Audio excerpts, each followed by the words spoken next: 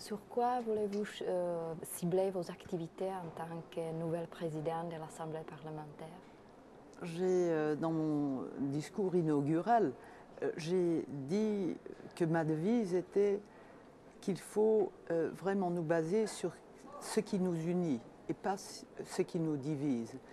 Et je crois que ça, c'est la chance. Nous avons des choses en commun, c'est la défense des objectifs du Conseil de l'Europe et de nos valeurs.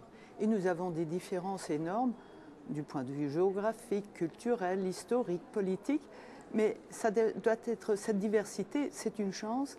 Et ce qu'il faut faire, c'est essayer de comprendre l'autre et de le respecter dans ce qu'il pense et dans ce qu'il veut. Et comme ça, c'est un enrichissement.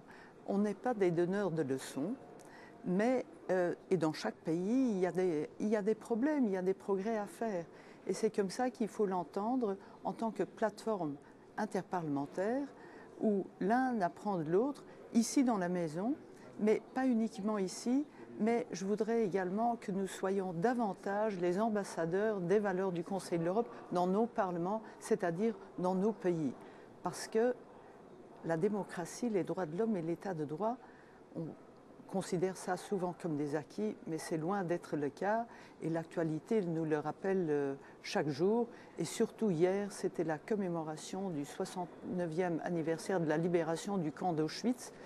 Et là, il faut se remémorer de l'histoire pour ne pas commettre les mêmes erreurs.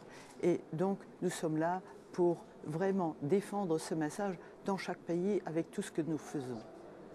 Est-ce qu'il y a quelque chose dans les activités de l'Assemblée parlementaire que vous voulez changer? Je crois qu'il faut toujours se remettre en cause, qu'il faut toujours adapter ses structures, ses procédures. Et on discute beaucoup de la procédure du monitoring qu'il faut revoir. Oui, c'est vrai, après tant d'années, il faut la revoir.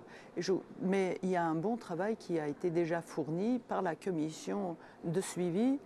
Et il ne faut pas abandonner ce système, mais il faut le revoir. Et d'être sous monitoring, ça ne doit pas être considéré comme des pays qui sont différents des autres. Non, il faut nous considérer, et chaque pays a des progrès encore à faire.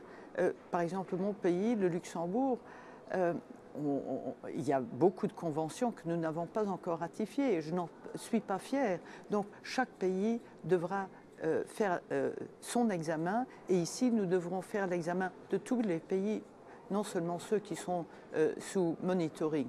Mais il est vrai, quand les pays ont adhéré au Conseil de l'Europe, il y avait des normes à respecter et il faut aider chaque pays à les respecter. Et c'est dans ce sens qu'il faut cette réforme.